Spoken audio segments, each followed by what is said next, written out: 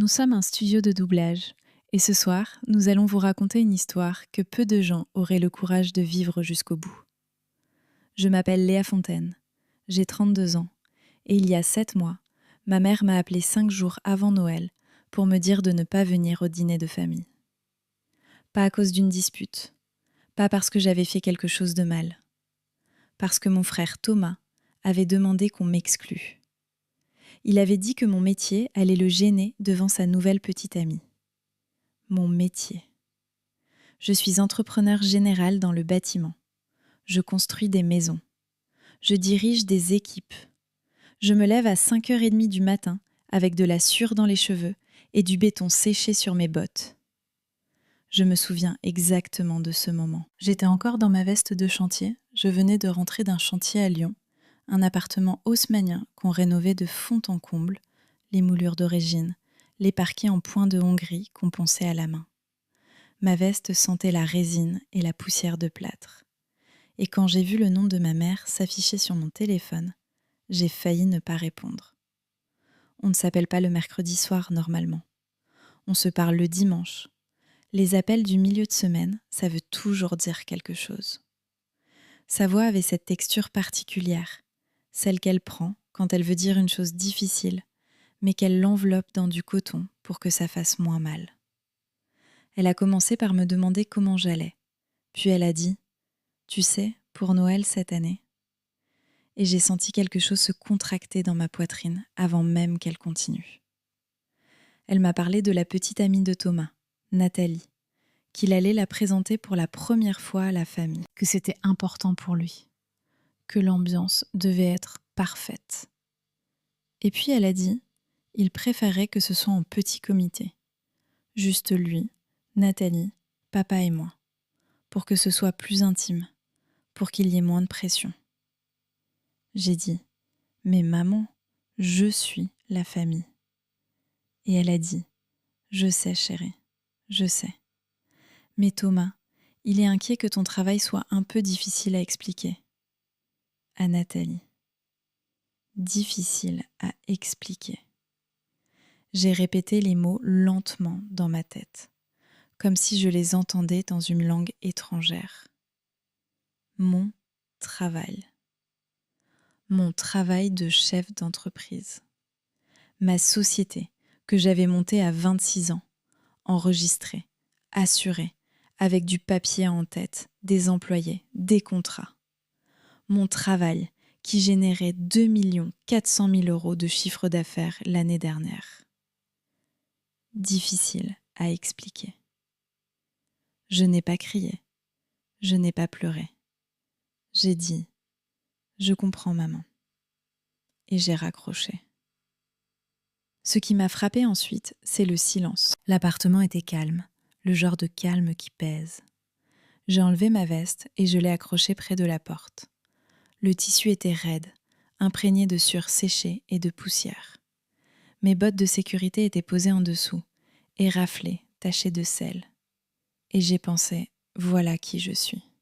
Et apparemment, ça ne suffit pas. Mais ce qu'ils ne savaient pas, c'est que dans 5 jours, tout allait changer. Dans 5 jours, 280 personnes allaient découvrir ce que ma famille avait refusé de voir pendant 10 ans. Et la plus grande erreur qu'ils avaient commise, ce n'était pas de m'avoir exclue du dîner de Noël. C'était de n'avoir jamais demandé ce que j'avais construit. Tout a commencé il y a 11 ans. J'avais 21 ans et j'étais assise à la table de la cuisine de mes parents à Villeurbanne. La même table où on avait mangé tous nos repas depuis que j'avais 7 ans. Mon père lisait Le Progrès, le journal local, comme chaque soir. Ma mère faisait ses mots croisés. Thomas envoyait des messages à quelqu'un depuis son téléphone, probablement une fille de sa promo à l'université. Et moi, j'ai posé ma tasse de café et j'ai dit « Je ne retourne pas à l'IUT. Je m'inscris en école de formation au métier du bâtiment. » Le stylo de ma mère s'est arrêté net. Mon père a levé les yeux de sa page sport. Il y a eu un silence. Ce type de silence qui dure 5 secondes, mais qui se déploie comme une heure entière. Ma mère a répété « Une école de formation ?» Pas comme une question, comme un verdict. Charpente et maîtrise d'œuvre générale, j'ai dit. Je commence en janvier. Mon père a plié son journal soigneusement, méthodiquement, comme s'il avait besoin de faire quelque chose avec ses mains. Léa, c'est un travail physique, difficile. Tu es intelligente, tu pourrais. J'ai dit. Je veux construire des choses. Ma mère a regardé par la fenêtre. La fille des Moreau vient d'être acceptée en médecine à Grenoble. Elle a dit. Le fils des Bertrand fait son master en finance à Paris. Elle n'a pas dit « raconte-moi ». Elle n'a pas dit « pourquoi tu veux ça ». Elle a dit « les enfants des autres font des choses reconnues ». Thomas a levé le nez de son téléphone, comme un ouvrier du bâtiment, sérieusement. J'ai regardé mon frère. Il avait 19 ans. Il portait un sweatshirt de son université et il me regardait avec cette expression, mi-amusée, mi-gênée, comme si j'avais dit quelque chose d'embarrassant à voix haute dans un lieu public. Ma mère a posé sa main sur la mienne. On veut juste que ta vie soit plus facile que la nôtre. Elle avait travaillé comme assistante administrative dans un cabinet d'expertise comptable pendant 21 ans. Mon père avait passé sa carrière dans la logistique pour une entreprise de distribution. Ils avaient travaillé dur.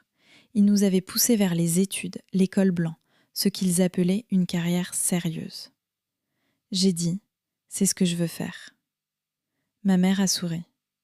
Le sourire qui signifie déception contenue. On te soutient, bien sûr, chérie. Mais le soutien, j'allais l'apprendre, a toujours des conditions cachées. Pendant les 10 années qui ont suivi, le dimanche midi chez mes parents était un rituel prévisible.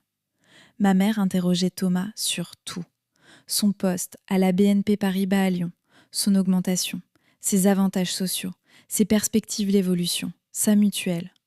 Elle demandait avec une précision chirurgicale, comme une journaliste qui prépare un dossier depuis des mois. Et moi, elle me demandait « Comment va le travail ?» Pas « Sur quel chantier tu es ?» Pas « Qu'est-ce que tu construis ?» Juste « Comment va le travail ?» La même phrase polie qu'on utilise pour demander à quelqu'un comment s'est passé son trajet. Formulaire à cocher. Avant de revenir à l'interview hebdomadaire de Thomas. Quand j'ai obtenu ma qualification professionnelle de chef de chantier à 24 ans, j'ai annoncé la nouvelle un dimanche. Ma mère a dit « C'est bien, chérie ». Puis, elle a demandé à Thomas s'il avait eu des nouvelles de sa demande de promotion. Quand j'ai créé ma société à 26 ans, Fontaine Construction et Rénovation, enregistrée, assurée, avec un vrai logo sur un vrai camion blanc, j'ai annoncé ça aussi un dimanche. Mon père a dit « C'est courageux ». Ma mère a dit « Fais attention, chérie, la plupart des petites entreprises ne survivent pas 5 ans ». Puis, elle a demandé à Thomas s'il avait choisi son hôtel pour le séminaire d'entreprise à Bordeaux. J'ai arrêté d'en parler après la 2e année. J'ai arrêté d'attendre qu'il pose des questions. Mais j'ai continué à construire. À la fin de l'année 5, Fontaine Construction avait réalisé 72 projets. J'employais 21 personnes. Le chiffre d'affaires de l'année précédente était de 2 400 000 €. Moi, personnellement, après les charges et les salaires, je gagnais 210 000 € net. Thomas gagnait 78 000 € à la banque. Mais chaque dimanche, ma mère lui demandait combien il avait sur son plan d'épargne retraite. Et chaque dimanche, elle me demandait « Comment va le travail ?» L'appel est arrivé un mercredi soir, le 19 décembre. J'avais posé mes clés sur le plan de travail. Je n'avais même pas encore enlevé mes chaussures. Sa voix avait ce ton précautionneux, celui qu'elle réserve aux mauvaises nouvelles enveloppées dans du papier cadeau. Elle m'a parlé de Thomas, de sa petite amie Nathalie, du fait qu'il voulait que tout soit parfait. Et puis elle a dit ces mots. « Il craint que ton travail soit un peu difficile à expliquer. » À Nathalie. Elle travaille dans le design d'intérieur. La famille de Thomas veut présenter une certaine image. Je n'ai rien dit pendant quelques secondes. Puis j'ai demandé « Quelle image, maman ?» Elle a hésité. Il ne voudrait pas que Nathalie pense qu'on est... Elle a cherché ses mots. « Manuel », j'ai dit. Elle n'a pas confirmé, mais elle n'a pas non plus contredit. J'ai compris exactement ce que ça voulait dire. Alors je lui ai dit que je comprenais. Et j'ai raccroché. Je suis restée debout dans ma cuisine pendant peut-être 3 minutes, sans bouger, à regarder mes mains. Il y avait une petite entaille sur ma paume droite d'une planche que j'avais mal tenue le matin même. Il y avait de la terre sous l'ongle de mon pouce. Ces mains qui avaient levé des murs, posé des poutres, tenu des plans pendant des heures sous la pluie. Et apparemment, ces mains étaient honteux, quelque chose dont mon frère avait honte. Je n'ai pas pleuré cette nuit-là. Je me suis changée. J'ai réchauffé un reste de soupe et j'ai mis à jour les tableaux de planification du chantier de la semaine suivante. Parce que le chantier, lui, ne s'arrête pas parce que ta famille t'a blessé. Ce qu'ils ne savaient pas, et je n'avais jamais jugé utile de leur dire vraiment, pas en détail, pas avec les chiffres, c'est ce que Fontaine Construction était devenue. Je n'avais jamais senti qu'ils voulaient entendre, alors je n'avais pas raconté. J'avais démarré la société en mai 2020, à 26 ans. J'avais travaillé 3 ans comme chef de projet pour une entreprise de rénovation à Lyon. J'étais bonne dans ce que je faisais. Je savais lire des plans, gérer des sous-traitants, tenir un planning serré même quand le permis de construire arrivait avec 3 semaines de retard ou que les carreaux commandés étaient en rupture de stock en Italie. Mais je voulais que ce soit à moi. Alors j'avais déposé les statuts, souscrit l'assurance décennale, acheté un camion d'occasion, un Renault Master blanc de 230 000 km que j'avais négocié à 16 000 €. J'avais fait apposer le logo sur la portière.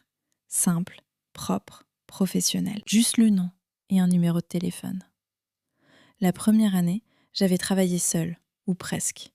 14 projets, surtout des rénovations de salles de bain et de cuisine, une extension en ossature bois à Caluire qui m'avait valu mon premier rallye 5 étoiles sur Google et 3 clients supplémentaires dans les 2 mois qui suivaient. La première personne que j'avais embauchée s'appelait Karine Belkacem. 44 ans, menuisier d'agencement, 20 ans de métier derrière lui. Il travaillait les boiseries avec une précision que je n'avais jamais vue ailleurs. Je lui avais dit lors de son entretien « Si tu travailles aussi bien que ce que tu m'as montré en photo, tu auras du travail tant que j'en aurai. » Il avait souri et dit « Alors, je suppose que je commence lundi ?» La 3e année, j'avais décroché mon premier grand chantier. 115 000 €, rénovation complète d'un appartement haussmannien de 180 mètres carrés dans le 6e arrondissement de Lyon. Parquet d'époque à restaurer, moulure à reprendre à la main, une cuisine qui n'avait pas été touchée depuis les années 80. J'étais terrifiée. J'étais aussi plus prête que je ne le pensais. Le projet avait duré 4 mois et demi. On avait rendu les clés avec 8 jours d'avance et 9 000 € sous le budget estimé. La cliente avait pleuré dans l'entrée en voyant le résultat. Elle m'avait envoyé une bouteille de vin et m'avait recommandé à 4 de ses amis. La 4e année, j'avais acheté un appartement à moi. Pas grand, 80 mètres carrés dans le quartier de la Croix-Rousse. Il avait besoin de travaux importants. Je l'avais rénové moi-même sur 6 mois, en parallèle des chantiers. Nouvelle cuisine ouverte, salle de bain refaite, parquet poncé, murs redressés, électricité entièrement remise aux normes. Je l'avais payé 180 000 €. Après rénovation, il en valait 265. Mes parents étaient venus le visiter une fois. Ma mère avait dit « C'est joli, chérie, un peu petit peut-être ». Mon père avait regardé les boiseries que j'avais refaites autour des fenêtres et demandé « Tu as fait ça toi-même ?» « Oui », j'avais répondu. Il avait hoché la tête. On n'était pas resté longtemps. Cette année-là, 2025, Fontaine Construction était projetée à 2 800 000 € de chiffre d'affaires. 21 salariés, 9 chantiers actifs simultanément, 72 projets réalisés. Et depuis septembre, en cours, le chantier le plus important de ma carrière. Un immeuble particulier du début du XXe siècle dans le quartier de Vèze, à Lyon. Propriété classée à préserver dans ses moindres détails, à moderniser dans toutes ses entrailles. Électricité, plomberie, isolation thermique, tout à refaire sans toucher à l'âme de la bâtisse. Un chantier à 375 000 €. Le genre de chantier qui vous fait remarquer. J'avais cherché une décoratrice d'intérieur pour ce projet, quelqu'un qui comprendrait l'architecture ancienne sans la trahir. Une collègue m'avait recommandé une femme qui travaillait pour un cabinet de design basé à Lyon, Nathalie Charpentier. Décoratrice associée chez Charpentier et Associés Intérieurs. J'avais envoyé un email en juillet. Madame Charpentier, je suis Léa Fontaine, gérante de Fontaine Construction et Rénovation. Nous débutons un chantier de réhabilitation patrimoniale à Vèze, budget 375 000 €, et je cherche une décoratrice capable de travailler dans le respect de l'architecture du début du XXe siècle. Pouvez-vous me rappeler la semaine prochaine ? Elle avait répondu en moins de 2 heures. Nous nous étions retrouvés sur le chantier en juillet. Elle était arrivée en veste en lin clair, carnet à la main, bottines à talons sur les gravats sans même y penser. Elle avait parcouru les pièces en silence pendant 10 minutes avant de dire un seul mot. Elle regardait les corniches, les encadrements de fenêtres, les poignées de porte d'époque que j'avais fait déposer pour les restaurer. « J'aime ce projet », avait-elle dit finalement. « C'est pour ça que je fais ce métier. » On avait signé le contrat 15 jours plus tard. 32 000 € de prestations de design. Sur les emails et le contrat, j'apparaissais comme L. Fontaine, gérante. Sur le chantier, je portais un jean, une veste de travail et des bottines de sécurité. Je dirigeais les équipes, je tenais le planning, je résolvais les problèmes. Elle avait probablement pensé que j'étais conductrice de travaux, peut-être chef de chantier. Jamais la propriétaire. Elle n'avait pas demandé. Je n'avais pas corrigé. En septembre, on était ensemble sur le chantier, à discuter de la disposition des radiateurs dans le salon, et elle avait mentionné en passant qu'elle voyait quelqu'un depuis peu, quelqu'un qui travaillait dans la finance, dans une banque, à Lyon. J'avais dit « Ah, c'est bien !» Je regardais les plans. Je ne lui avais pas demandé son nom. Vie professionnelle, vie personnelle. Ce n'était pas mes affaires. Je ne savais pas que l'homme dont elle parlait s'appelait Thomas. Je ne savais pas que quand Thomas parlait de moi, il disait « ma sœur qui travaille dans le bâtiment ». Je ne savais pas qu'il lui avait raconté que j'étais un peu le mouton noir de la famille. Je ne savais pas que quand Nathalie entendait « travail dans le bâtiment », elle imaginait quelqu'un qui transporte des parpaings, pas quelqu'un qui signe ses honoraires. Il n'avait pas demandé. Alors il ne savait pas. Et ce silence, cette décennie entière à ne pas demander, à ne pas regarder, à ne pas vouloir voir de plus près, allait se fracasser d'une façon que personne n'avait anticipée. Le 24 décembre, j'ai ouvert les yeux à 5h15. L'appartement était silencieux et froid. La lumière de la rue entrait par les interstices des volets. Je savais déjà que je n'allais nulle part ce soir. Mes parents étaient à Villeurbanne, Thomas, Nathalie, mon père, ma mère. Un dîner de Noël en famille intime, sans moi. J'ai préparé un café, j'ai mis le chauffage, j'ai regardé par la fenêtre les rues désertes de la Croix-Rousse, les lumières des guirlandes encore allumées dans quelques appartements en face. Il faisait 7 degrés dehors, ciel clair, le genre de nuit de Noël qui ressemble à une carte postale vue de l'extérieur et à quelque chose de creux quand on la vit de l'intérieur. Je me suis habillée en tenue de chantier, gants, pull thermique, veste Carhartt. J'ai pris mon casque et mon sac de travail et je suis allée sur le chantier de Vèze, seule. Il faisait encore nuit. J'ai garé le camion dans la cour intérieure et j'ai ouvert le portail de chantier.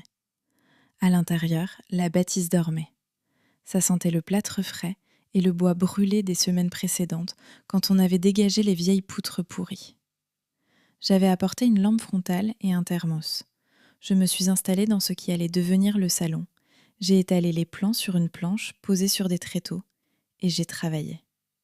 Vérification des métrés, recalcul des plannings pour janvier, révision des devis des sous-traitants. J'ai travaillé jusqu'à midi. Puis, j'ai mangé un sandwich, assis sur un seau retourné, j'ai bu mon café, qui était tiède, et j'ai regardé les murs de cette maison vieille de 115 ans. Les pierres avaient tenu pendant tout ce temps. Elles tiendraient encore. Mon téléphone avait vibré à 10h du matin.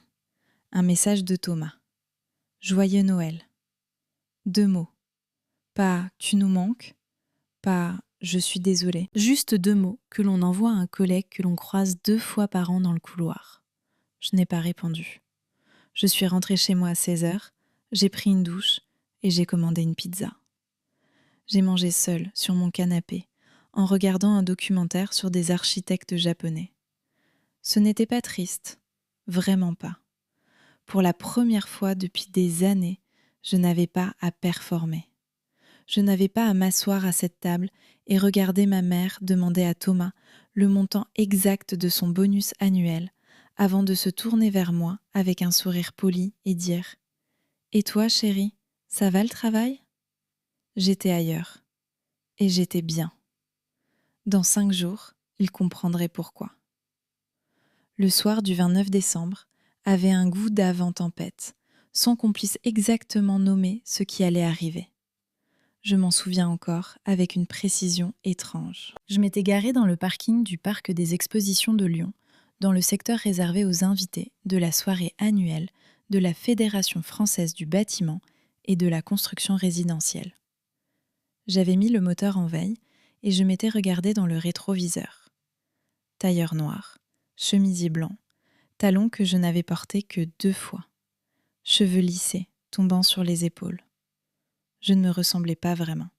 Ou plutôt, je ressemblais à une version de moi que peu de gens avaient eu l'occasion de voir. J'ai pris mon badge nominatif dans ma veste. Léa Fontaine.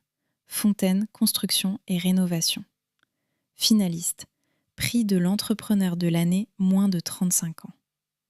J'avais été nominée en octobre. L'email m'était parvenu un mardi matin pendant que je supervisais la pose d'une fenêtre. Je l'avais relu 3 fois, debout sur le chantier, le vent dans le visage, en me demandant si c'était réel. C'était réel. Karim m'avait soulevé du sol quand je lui avais dit, littéralement soulevé. Je suis sortie du camion, j'ai traversé le parking et je suis entrée. La salle était immense. Des tables rondes sous des nappes blanches, des centres de table en velours bordeaux et feuilles dorées. Une scène avec un podium et un écran où défilait le logo de la fédération. 280 personnes environ. Des professionnels du secteur, des fournisseurs, des partenaires institutionnels, des représentants de banques et d'organismes de financement en costume. Je saluais des visages connus en traversant la salle. Des confrères, des sous-traitants, un fournisseur de menuiserie avec qui je travaillais depuis 3 ans. Et puis, au moment où je cherchais ma table, mes yeux se sont posés sur quelque chose qui n'aurait pas dû être là. Table 21. Mon père, en costume trop large, l'air légèrement mal à l'aise. Ma mère, robe bordeaux, les cheveux coiffés. Thomas, costume marine, qui parlait avec un grand sourire. Et à côté de lui, Nathalie, en robe noire, cheveux relevés, qui souriait à quelque chose que Thomas venait de dire. Thomas travaillait à la BNP. La BNP était l'un des sponsors officiels de la soirée. Il avait dû obtenir des places. Il avait amené mes parents pour les impressionner, pour montrer à Nathalie qu'il avait des relations, que sa famille était à l'aise dans ce genre d'environnement. Il n'avait aucune idée que j'étais là. Pourquoi l'aurait-il su ? Ma table était la table 12, les finalistes. Je me suis assise. Mon cœur battait fort, mais ma voix, quand j'ai répondu au premier voisin qui me parlait, était parfaitement stable. Le dîner a été servi à 19h. Poulet trop cuit, purée correcte, haricots verts, une corbeille de pain qui avait séché. J'ai mangé parce que j'avais besoin de faire quelque chose avec mes mains. J'ai répondu à des questions, j'ai ri à des anecdotes de chantier, j'ai remercié sincèrement le fournisseur de ma droite pour sa livraison express en novembre. Et de temps en temps, je regardais vers la table 21. Ma mère qui touchait le bras de Nathalie en lui disant quelque chose, les yeux brillants. Mon père qui hochait la tête avec cette politesse légèrement raide des gens qui veulent bien faire. Thomas, détendu, sûr de lui, dans son élément. Nathalie qui souriait. À 20h30, la présidente de la fédération est montée sur scène. Applaudissements. Elle a remercié les sponsors, la BNP a eu une mention spéciale et j'ai vu Thomas se redresser imperceptiblement sur sa chaise, souriant. Puis elle a dit « Nous allons commencer par l'une de nos catégories les plus attendues, l'entrepreneur de l'année moins de 35 ans. » Mes mains étaient froides. La catégorie récompense, a dit la présidente, un chef d'entreprise ayant démontré une croissance exceptionnelle, une qualité d'exécution hors norme et un impact réel sur la valorisation du patrimoine bâti. Les finalistes de cette année ont tous dépassé nos critères habituels. Un écran s'est allumé derrière elle. 3 noms. Antoine Mercier, Mercier bâtisseur, Léa Fontaine, Fontaine construction et rénovation, Sophie Durand, Durand habitat. Mon nom. Sur l'écran, à 15 mètres de ma famille. J'ai vu Nathalie se figer. Elle regardait l'écran avec une expression que je ne savais pas encore décoder, et puis elle a regardé le programme que chaque invité avait trouvé sur son assiette, et elle a ouvert la page des finalistes. Léa Fontaine, gérante de Fontaine Construction et Rénovation, a réalisé 72 projets de rénovation en 5 ans, avec une note de satisfaction client de 4,9 sur 5. Son entreprise emploie 21 salariés et projette 2 800 000 € de chiffre d'affaires cette année. Elle est connue pour sa rigueur dans la réhabilitation de bâtiments patrimoniaux. J'ai vu Nathalie poser le programme, lentement, et se tourner vers Thomas. Sa bouche formait des mots que je ne pouvais pas entendre, mais je voyais très bien le visage de Thomas. La couleur qui quittait ses joues.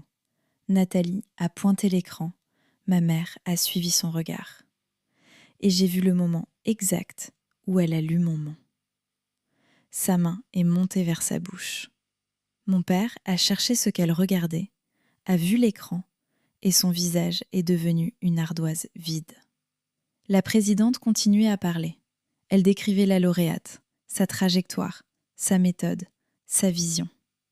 Et puis, elle a ouvert l'enveloppe.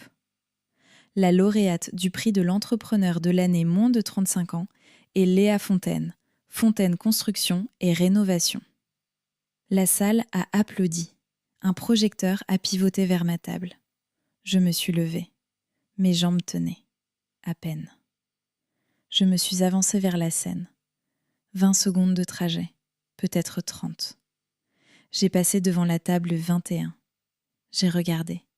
Juste une seconde. Ma mère, la coupe de champagne à mi-hauteur, figée. Mon père, les mains à plat sur la table, visage blanc. Thomas, l'air d'un homme qui vient de comprendre quelque chose de douloureux. Et Nathalie. Nathalie me regardait moi, puis les regardait eux, et je voyais les connexions se faire dans son esprit en temps réel. Je suis montée sur scène. La présidente m'a serré la main. Elle m'a donné le trophée. Du cristal. Lourd. Vrai. Elle a reculé d'un pas. Le micro était devant moi. J'ai respiré. Je n'ai pas regardé vers la table 21. J'ai regardé la salle. Merci, j'ai dit, et ma voix était posée, solide, la voix que j'utilise sur un chantier quand il faut prendre une décision rapide et que tout le monde attend. C'est un honneur immense. Quand j'ai créé Fontaine Construction il y a 5 ans, avec un camion, des outils et la conviction que le travail bien fait parle pour lui-même, je ne savais pas jusqu'où ça irait. Ce que je savais, c'est que je voulais construire quelque chose qui dure, quelque chose de réel, quelque chose qui existe encore dans 50 ans. J'ai fait une pause. À toutes les personnes qui ont cru en ce que je bâtissais, même quand ce n'était pas encore visible. Merci. Ces mots-là, même quand ce n'était pas encore visible. Je ne les avais pas choisis au hasard. J'ai reculé du micro. La salle a applaudi, plus fort cette fois. Je suis redescendue de la scène avec le trophée dans les mains. Le cocktail a commencé à 21h30. Les gens circulaient, se regroupaient, les conversations bourdonnaient. Je parlais avec Pierre Aumont, un électricien avec qui je travaillais sur 4 chantiers, quand j'ai vu ma mère traverser la salle. Vite. La démarche de quelqu'un qui a pris une décision et qui veut l'exécuter avant de changer d'avis. Léa. Sa voix était tendue, contrôlée. On ne savait pas que tu serais là ? Je sais, maman. Pierre a senti quelque chose dans l'air. Je te laisse, il m'a dit discrètement. Merci encore pour ce soir. Elle s'est retrouvée face à moi, serrant son sac contre elle comme un bouclier. Mais c'est une vraie entreprise, a-t-elle dit. C'est. Mon père est arrivé derrière elle, les mains dans les poches, le visage contrit. Pourquoi tu ne nous avais pas dit ? Il a demandé. Pour la nomination ? Pour tout ça ? Je l'ai regardé. Je vous ai dit, il y a 5 ans, quand j'ai créé la société, je vous ai dit à table un dimanche. Tu as dit, c'est courageux. Maman a dit, fais attention, les petites entreprises, c'est risqué. Et vous avez demandé à Thomas si son hôtel à Bordeaux était bien.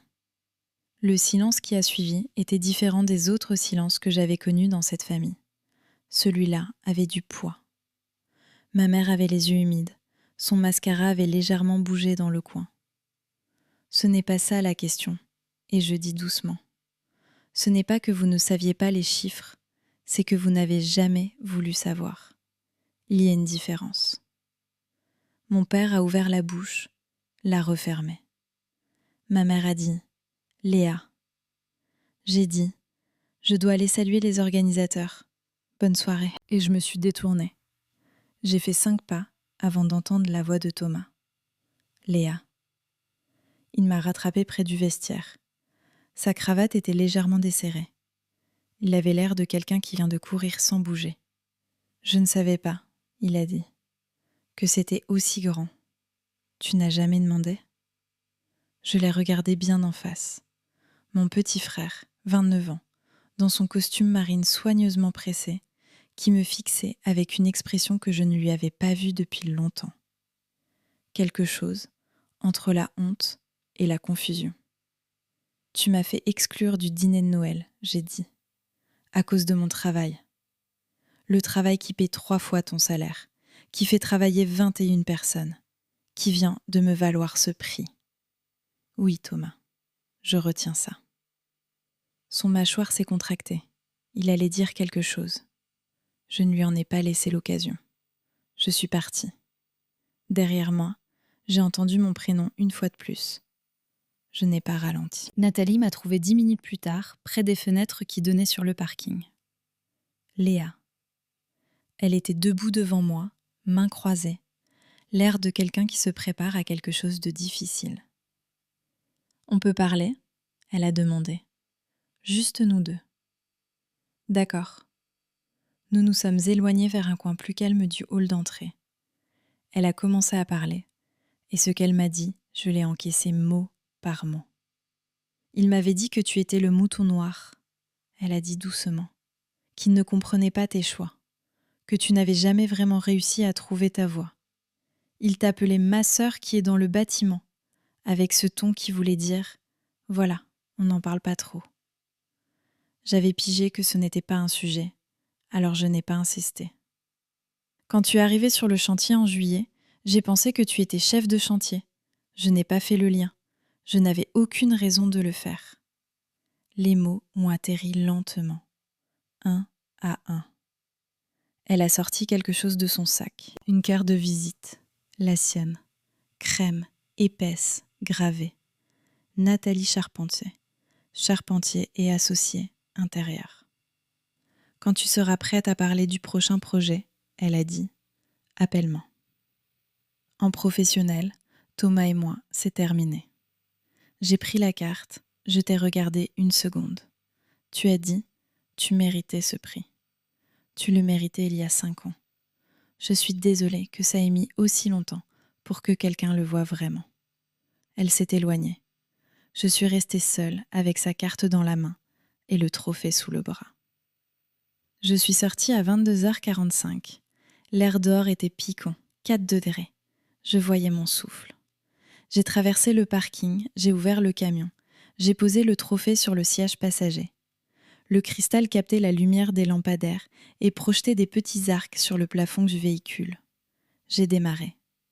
J'ai roulé jusqu'à la Croix-Rousse sans allumer la radio. Dans les rues désertes de Lyon à cette heure-là, les lumières des guirlandes de Noël encore accrochées aux façades faisaient quelque chose de presque irréel. Je me suis garée, je suis montée chez moi. J'ai posé le trophée sur l'étagère au-dessus du bureau. Je me suis changée, je me suis fait une tisane et je me suis couchée. Le premier email est arrivé 3 jours plus tard, un jeudi matin, 6h19. Expéditeur, Papa. Objet, on te doit des excuses. Léa. J'essaie d'écrire ça depuis 2 jours et je ne trouve pas les bons mots. Donc je vais juste dire ce qui est vrai. On a failli. On a supposé. On a minimisé. On ne t'a jamais demandé ce que tu construisais parce qu'on avait peur que ça ne corresponde pas à ce qu'on s'imaginait. On avait tort. Je t'ai vu monter sur cette scène mardi soir et j'ai réalisé que je ne connais pas ma propre fille, que je ne connais pas ce que tu as construit et que c'est entièrement ma faute. Je suis honteux de ce qu'on t'a fait ressentir et fier de toi. J'aurais dû dire ça il y a 5 ans. Papa. J'ai lu cet email 3 fois. C'est la signature qui m'a eue. Papa. Pas Robert. Pas papa suivi d'un point. Juste papa. Comme quand j'avais 10 ans et qu'il glissait un mot dans mon cartable. J'ai reposé le téléphone et fixé le plafond pendant un moment. Le lendemain matin, un message de ma mère. Tu veux qu'on prenne un café, juste toi et moi ? J'ai attendu 1 heure avant de répondre. Café Bellecour, lundi à 10h. Elle a répondu en moins de 2 minutes. J'y serai. Le lundi suivant, elle est arrivée à 9h58. Je l'attendais déjà. Elle portait un manteau gris, peu de maquillage. Elle avait l'air de quelqu'un qui n'a pas bien dormi depuis 1 semaine. Elle s'est assise en face de moi. La serveuse est venue. Elle a commandé un café noir sans sucre. Elle m'a regardée. « Tu bois toujours ton café comme ça ?» Elle a dit doucement. « Oui. » J'aurais dû m'en souvenir. Il y a eu un silence. Puis elle a commencé. Elle m'a parlé de ses années comme assistante dans ce cabinet, de ses 21 ans à regarder des gens moins capables qu'elle être promus à sa place. Elle m'a dit qu'elle avait voulu nous protéger de ça, qu'elle avait pensé que le bâtiment, c'était la précarité, la pénibilité, le manque de considération, qu'elle ne s'était pas imaginé que ça pouvait être ce que j'en avais fait. Parce que vous n'avez jamais regardé, j'ai dit. Ma voix était calme, mais il y avait quelque chose en dessous. Elle a acquiescé, les yeux brillants. On t'a rendu invisible, elle a dit, et on pensait te protéger. La pire des combinaisons. J'avais les 2 mains autour de mon café. J'avais eu besoin de vous, j'ai dit, pas de votre fierté conditionnelle, pas de votre approbation si je faisais ce que vous espériez, juste de vous voir, de vous entendre demander « Qu'est-ce que tu construis en ce moment ?» Elle a hoché la tête, lentement. « Je vais faire mieux, » elle a dit, « si tu me laisses essayer. » J'ai regardé par la fenêtre. La place était grise et froide. Un pigeon sautillait près d'un banc. « Je suis venue à Noël l'année prochaine, » j'ai dit, sous certaines conditions. Elle a levé les yeux. Elle a écouté chaque mot. Ce n'était pas un grand discours. Je lui ai dit 3 choses. 1. Si tu veux que je vienne, tu m'invites. Et tu respectes ma réponse, quelle qu'elle soit. 2. Si tu veux parler de mon travail, pose des vraies questions. Pas pour cocher une case, parce que tu veux vraiment savoir. 3. Je ne vais pas changer qui je suis pour que ça soit plus confortable pour vous. Elle a dit oui à tout, simplement, sans négocier. On a fini nos cafés, 49 minutes en tout. En partant, elle m'a pris la main 1 seconde. Je lui ai laissé faire. Thomas m'a laissé un message vocal la semaine suivante. Sa voix tremblait légèrement. Il a dit qu'il avait honte. Il a dit que Nathalie l'avait quitté et qu'elle lui avait dit qu'il lui avait montré qui il était vraiment. Il a dit qu'elle n'avait pas tort. Il a dit qu'il était désolé, que s'il pouvait revenir en arrière. Il n'a pas fini cette phrase. Je l'ai écouté 2 fois, puis j'ai posé le téléphone. J'ai envoyé un texto. Pas maintenant, peut-être dans quelques mois. Il a répondu, je comprends. Je n'ai plus eu de nouvelles de lui. Le déjeuner de Pâques chez mes parents s'est passé dans une salle à manger que je connaissais par cœur. La même table, les mêmes chaises, l'odeur d'agneau rôti qui venait de la cuisine. Karim était assis à ma droite. Il avait mis une chemise et était légèrement emprunté dans ce contexte, ce que je comprenais parfaitement. Ma mère l'avait accueilli chaleureusement. Mon père lui avait serré la main et demandé depuis combien de temps il travaillait dans la menuiserie. À un moment, au milieu du repas, mon père a dit « Léa, et le chantier de Vèze, vous en êtes où ?» J'ai levé les yeux. Il me regardait, vraiment. Les yeux dans les yeux, le corps tourné vers moi, sans regarder son verre, sans checker son téléphone. « On finit les boiseries des fenêtres cette semaine », j'ai dit. Les ferrures d'origine ont été restaurées. Elles sont magnifiques. On est dans les délais. Il a hoché la tête. J'aimerais le voir si c'est possible, ma mère a ajouté. Moi aussi. Quand vous serez plus avancé. J'ai dit, en mai, quand les plâtres seront faits. Je vous emmène ? Thomas n'était pas là. Personne n'avait expliqué son absence. Personne ne m'avait demandé de l'excuser. On avait juste mangé. Et pour une fois, la conversation avait tourné autour de nous deux autant que de lui. 6 mois plus tard, je suis debout sur un chantier neuf, à Écuny. 420 000 €. Maison contemporaine pour un couple qui rentre de Bruxelles. Grande baie vitrée, ossature bois, isolation passive. On vient de monter les derniers murs porteurs. Le charpentier chef d'équipe vient me voir avec un sourire. « Ça tient ?» je réponds. « Bien sûr que ça tient. » Il rit. Il repart vers son équipe. Le téléphone vibre dans ma poche. C'est ma mère. Un jeudi après-midi. Pas un dimanche. Un jeudi. « Léa, comment tu vas ? » ?»« Bien, je rentre d'un chantier. »« Lequel ? » ?»« Écully, la maison contemporaine. »« Et ça se passe bien ? » ?»« Oui, les murs porteurs sont debout. »« Ton père t'a dit qu'on viendrait voir Vèze avec toi en mai ? » ?»« Oui. »« On a hâte, elle dit. » Puis elle dit « Je voulais juste entendre ta voix. » Je reste silencieuse 1 seconde. « D'accord, » j'ai dit. On a parlé 11 minutes. Elle a posé des vraies questions. J'ai répondu sans surme-garder. C'était nouveau. Pas parfait, mais nouveau. Le trophée est sur l'étagère dans mon bureau depuis 29 décembre. Il prend la lumière différemment selon l'heure. Le matin, il est doré. L'après-midi, il projette des arcs de lumière sur le mur. Le soir, il est presque transparent. Je ne l'ai pas mis là pour qu'on le voie. Je l'ai mis là parce qu'il est la preuve que le travail parle. Et que si on ne t'entend pas tout de suite, ce n'est pas une raison d'arrêter de parler. Ils m'ont exclu parce qu'ils avaient honte. Maintenant, ils demandent quand je reviens. Ce chemin-là a duré 10 ans et s'est fracturé en une nuit. Et moi, pendant tout ce temps, je construisais. Ce n'est pas la reconnaissance qui m'a sauvée. C'est le fait de savoir, même dans les pires dimanches de silence poli, que ce que je bâtissais était réel, solide, à moi. Ça, personne ne peut le défaire. Aujourd'hui, quand je rentre d'un chantier, que j'accroche ma veste raide près de la porte et que je pose mes bottes en dessous, je ne vois plus quelqu'un que la famille essaie de cacher. Je vois quelqu'un qui est exactement là où elle a voulu être. Et ça, il m'a fallu du temps pour comprendre que c'était suffisant. Que c'était même, en fait, la définition exacte de la liberté.